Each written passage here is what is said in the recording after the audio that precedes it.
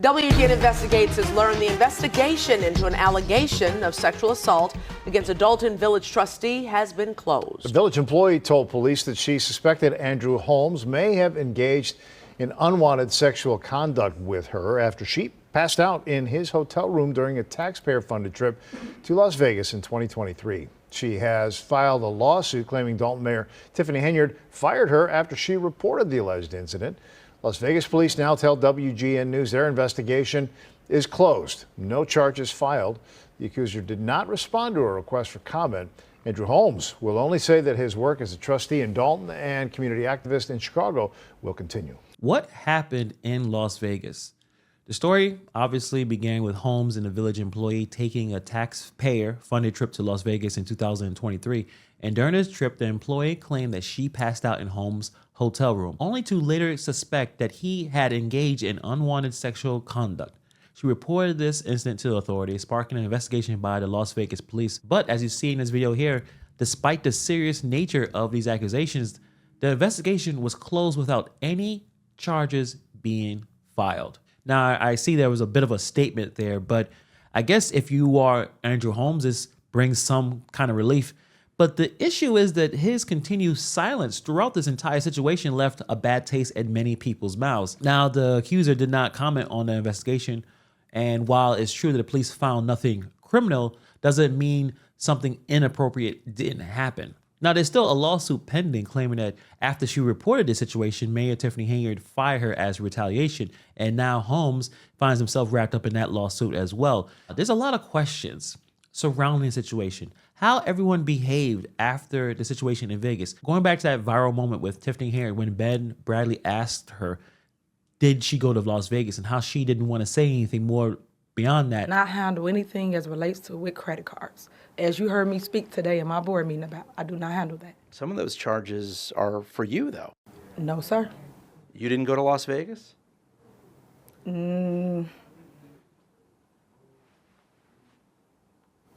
What is that? No comment. At first, we thought, oh, it's about the taxpayer money. It was about that situation that happened in Las Vegas, and she did not want to say anything.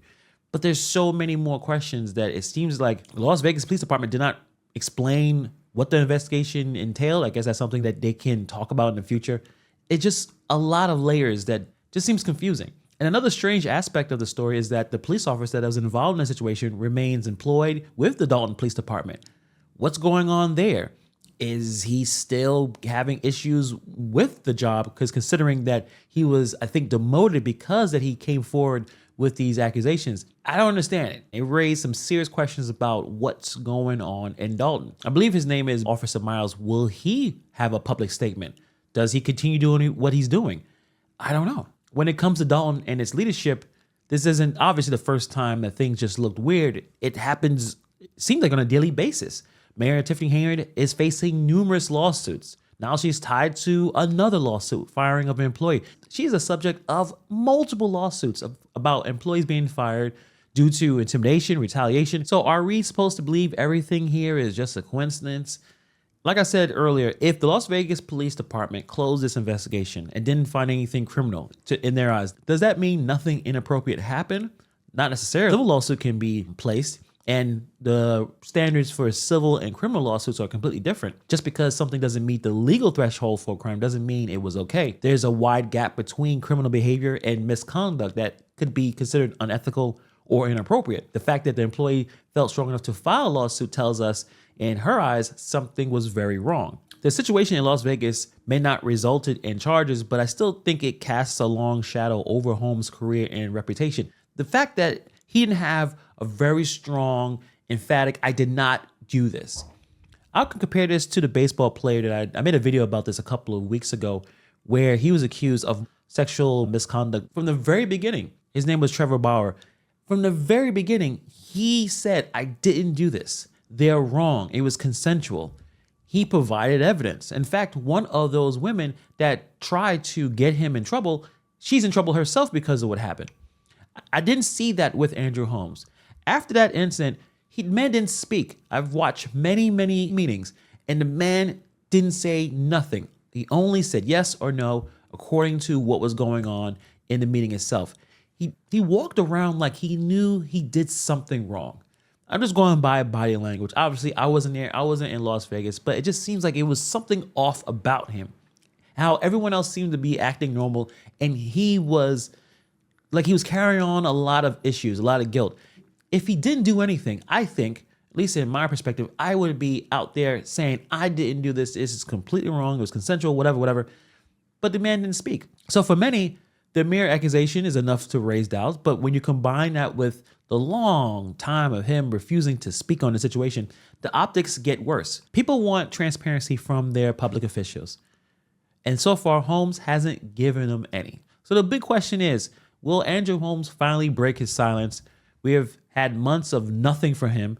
No interviews, like I said, no true written statement, no press conferences.